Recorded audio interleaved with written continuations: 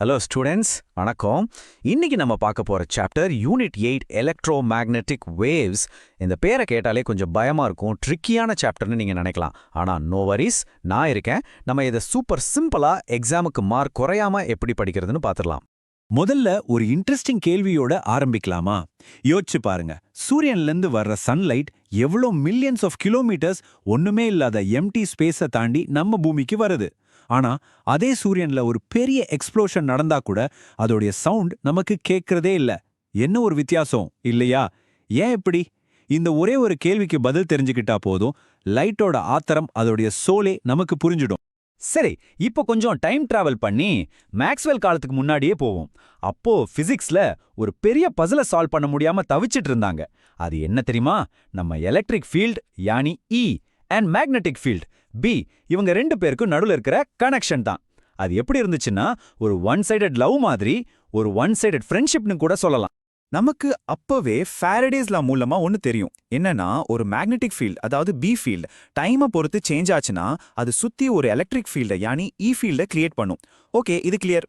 ஆனா இதோட உல்டா, அதாவது ரிவர்ஸ் நடக்குமா? ஒரு இ ஃபீல்ட் சேஞ்ச் ஆனா அது பி ஃபீல்ட கிரியேட் பண்ணுமா? இதுதான் $1,000,000 கொஸ்டினா இருந்துச்சு. ஆம்பியர்ஸ் லாவை வச்சு பார்த்தா இதுக்கு சரியான பதில் இல்ல. சோ பாதி கதை தான் தெரியும், ஒரு சிமிட்ரியே இல்லாம இருந்துச்சு. இந்த குழப்பத்துக்கு நடுவுல தான் நம்ம hero James Clerk Maxwell entry கொடுக்கறாரு.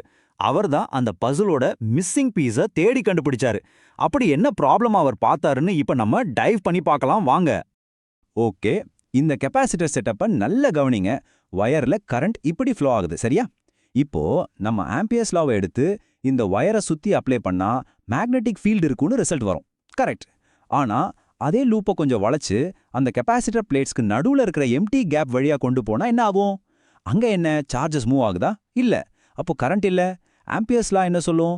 கரண்ட் இல்லைனா மேக்னெட்டிக் ஃபீல்டும் இல்லைன்னு சொல்லும். ஐயோ, ஒரே லூப்பு, ஆனா ரெண்டு வேறு வேறு ரிசல்ட்ஸ். இது ஒரு பெரிய தப்பு. பிசிக்ஸ்ல இப்படி ஒரு கான்ட்ரடிக்ஷன் இருக்கவே கூடாது. இந்த பெரிய ப்ராப்ளமை சால்வ் பண்ணதான் மேக்ஸ்வெல் ஒரு பிரில்லியன்ட் ஐடியாவோட வந்தாரு. அது பேரு தான் டிஸ்பிளேஸ்மெண்ட் கரண்ட். பேர்ல கரண்ட்னு இருந்தாலும் இது உண்மையான கரண்டே கிடையாது. ஏன்னா ஒரு எலக்ட்ரான் கூட அங்க மூவ் ஆகல. பின்ன என்ன இது? மேக்ஸ்வெல் சொன்னாரு, ஹே, அந்த கேப்ல சார்ஜஸ் மூவ் ஆகலன்னா என்ன? அந்த ரெண்டு பிளேட்ஸ்க்கு நடுவுல இருக்கிற எலக்ட்ரிக் ஃபீல்டு டைமை பொறுத்து மாறுதுல. அந்த மாதிரி மாறுற எலக்ட்ரிக் ஃபீல்ட் ஒரு உண்மையான கரண்ட் இருந்தா என்ன எஃபெக்ட் கொடுக்குமோ அதே மாதிரி ஒரு மேக்னெட்டிக் ஃபீல்டை கிரியேட் பண்ணணும்னு சொன்னாரு. Wow! So it's not a real current, but it acts like a current. இதை ஈஸியா ஞாபகம் வச்சுக்க, டிஸ்பிளேஸ்மெண்ட் கரண்ட்டை மேக்ஸ்வெல்ஸ் கோஸ்ட் கரண்ட்னு நினைச்சுக்கோங்க. சத்தியமா அங்க ஆளே இல்ல, ஆனா ஆள் இருக்கிற மாதிரி ஒரு சாயம், ஒரு கோஸ்ட் மாதிரி. அங்க சார்ஜஸே இல்ல, ஆனா அந்த சேஞ்சிங் எலக்ட்ரிக் ஃபீல்ட் ஒரு கரண்ட் இருக்கிற மாதிரி ஒரு மாயத்தை பண்ணுது. And it creates a magnetic field. இந்த ஒரே ஒரு ஐடியா, இதுதான் பிசிக்ஸோட ஹிஸ்டரியே மாத்தின விஷயம். ஸோ இப்போ அந்த பசிலோட பீசஸை பொறுத்துங்க பார்ப்போம். முதல்ல என்ன இருந்துச்சு? Changing B field creates an E field. இப்போ மேக்ஸ்வெல்ஸ் ஐடியாவால என்ன கிடைச்சிருக்கு? Changing E field creates a B field. பாத்தீங்களா?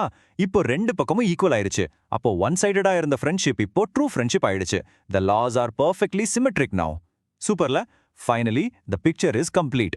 சரி, இந்த சிமெட்ரினால என்ன பெரிய யூஸ்ன்னு நீங்க கேட்கலாம். இதோட ரிசல்ட் அதுதான் இன்னுமே மைண்ட் ப்ளோயிங். ஒரு விஷயம் இன்னொரு விஷயத்தை கிரியேட் பண்ணுது, அந்த இன்னொரு விஷயம் திரும்ப விஷயத்தை கிரியேட் பண்ணுது. இது என்ன தெரியுமா? இதுதான் ஒரு அலைக்கு, ஒரு வேவுக்கு தேவையான அடிப்படை. இப்படி தான் ஒரு எலக்ட்ரோ மேக்னெட்டிக் வேவ் பிறக்குது. இது எப்படி ஒர்க் ஆகுதுன்னு ஸ்டெப் பை ஸ்டெப்பா பார்க்கலாம். ஸ்டெப் 1, நம்ம கிட்ட ஒரு சார்ஜ் இருக்கு, அது சும்மா வைக்காம ஆக்சிலரேட் பண்றோம். லைக் அதை முன்னாடி பின்னாடி ஆட்டுறோம், யானி ஆசிலேட் பண்றோம். ஸ்டெப் 2, அந்த ஆசிலேட்டிங் சார்ஜ் அதை சுத்தி ஒரு ஆசிலேட்டிங் இ ஃபீல்டு கிரியேட் பண்ணும். சரியா? ஸ்டெப் 3, மேக்ஸ்வெல் என்ன சொன்னாரு? Changing E field will create a B field. So அந்த ஆசிலேட்டிங் இ ஃபீல்ட் ஒரு ஆசிலேட்டிங் பி ஃபீல்டை கிரியேட் பண்ணும். ஸ்டெப் 4, ஃபாரடே என்ன சொன்னாரு? Changing B field will create an E field. So அந்த ஆசிலேட்டிங் பி ஃபீல்ட் இன்னும் கொஞ்சம் தள்ளி ஒரு புது இ ஃபீல்டை கிரியேட் பண்ணும். இப்படி இ ஃபீல்ட் பி ஃபீல்டை கிரியேட் பண்ணும், பி ஃபீல்ட் இ ஃபீல்டை கிரியேட் பண்ணும். ஒன்னா மாத்தி ஒன்னு கிரியேட் பண்ணிக்கிட்டு இது ஸ்பேஸ்ல டிராவல் பண்ண ஆரம்பிச்சிடும். It's a chain reaction. The fields create each other as they travel. So அப்படி பிறந்த அந்த வேவோட ஃபைனல் ஃபார்ம் தான் இது.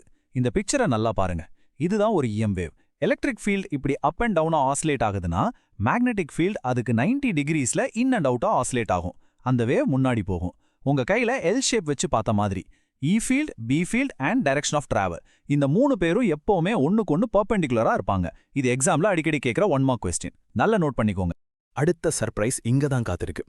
மேக்ஸ்வெல் தன்னோட ஈக்குவேஷன்ஸை வச்சு இந்த புது வேவோட ஸ்பீடை கால்குலேட் பண்ணாரு. And the answer, it was exactly the speed of light. C is equals to 1 by root of mu naught epsilon naught. இத பார்த்த உடனே அவருக்கு ஷாக். இங்க மியூ நாட்டும் எப்சிலான் நாட்டும் ஃப்ரீ ஸ்பேஸோட ஃபண்டமெண்டல் ப்ராப்பர்ட்டிஸ். அதாவது இந்த வேவோட ஸ்பீட் ஸ்பேஸோட டிஎன்ஏலயே எழுதப்பட்ட ஒரு நம்பர். அப்போதான் மனுஷனுக்கு புரிஞ்சுது, ஆஹா, நம்ம கண்ல பார்க்குற ஒளி லைட்னு சொல்றோம்ல, அது வேற ஒன்றும் இல்ல, அது ஒரு எலக்ட்ரோமேக்னெட்டிக் வேவ் தான். ஓகே, இனிமே நம்ம எக்ஸாம்க்கு ஃபோக்கஸ் பண்ணலாம். ஸ்டூடெண்ட்ஸ் சாதாரணமா என்ன தப்பு பண்ணுவாங்க, எங்க மார்க்ஸை குறைச்சுப்பாங்கன்னு தெரிஞ்சுக்கிட்டா நம்ம அந்த தப்பை பண்ணாம இருக்கலாம்ல. வாங்க அந்த சைலண்ட் கில்லர்ஸை பார்ப்போம். பெரிய தப்பு EM வேவ்ஸ் டிராவல் பண்ண ஒரு மீடியம், அதாவது ஒரு ஊடகம் தேவைன்னு நினைக்கிறது. சவுண்ட் வேவ்ஸ் காத்துல டிராவல் பண்ற மாதிரி லைட்டும் ஏதோ ஒண்ணுல டிராவல் பண்ணும்னு நினைப்பாங்க. தப்பு. The answer is a huge NO. உண்மையா சொன்னா EM வேவ்ஸ்க்கு மீடியமே இருக்கக்கூடாது. அந்த மாதிரி வேக்யூம்ல தான் அது சூப்பர் ஃபாஸ்டா டிராவல் பண்ணும். ஈஸியா ஞாபகம் வச்சுக்க, EM waves R the disturbance. அந்த E and B ஃபீல்ட்ஸோட ஆட்டம் தான் வேவே. அதுக்கு டிராவல் பண்ண வேற யாரோடைய ஹெல்ப்பும் தேவையில்லை. ரெண்டாவது காமன் டவுட், சார் லைட்டும் ரேடியோ வேவ்ஸும் ஒன்னா இல்ல வேறயா? நம்ம லைட்டா பார்க்கறோம், ஆனா ரேடியோ வேவ்ஸை பார்க்க முடியல. அப்ப ரெண்டு பேரும் வேற வேற ஃபேமிலி தானா? இல்லவே இல்ல, ரெண்டுமே ஒரே ஃபேமிலி தான். ரெண்டுமே EM வேவ்ஸ் தான். இது எப்படி தெரியுமா? ஒரு குட்டி பப்பியோட வாய்ஸும் ஒரு பெரிய லயனோட வாய்ஸும் ரெண்டுமே சவுண்ட் தான். ஆனா பிட்ச் வேற, ஃப்ரீக்வன்சி வேற. அதே மாதிரி தான் நம்ம கண்ணு ஒரு பர்டிகுலர் ஃப்ரீக்வன்சியை மட்டும்தான் டிடெக்ட் பண்ணும். அதை நம்ம விசிபிள் லைட்னு சொல்றோம். அதை தவிர அடிப்படையில லைட், ரேடியோ வேவ்ஸ், எக்ஸ்ரேஸ் எல்லாமே ஒன்னு. சோ நம்ம கண்ணுக்கு தெரியற அந்த சின்ன விசிபிள் லைட் மட்டும்தானே EM வேவ்? கிடையவே கிடையாது. அதை தாண்டி ஒரு பெரிய EM ஃபேமிலியே இருக்கு. வாங்க அந்த ஹோல் ஃபேமிலியோட ஒரு குரூப் போட்டோவை பார்க்கலாம். இதுதான் அந்த கிராண்ட் எலக்ட்ரோமேக்னெட்டிக் ஸ்பெக்ட்ரம்.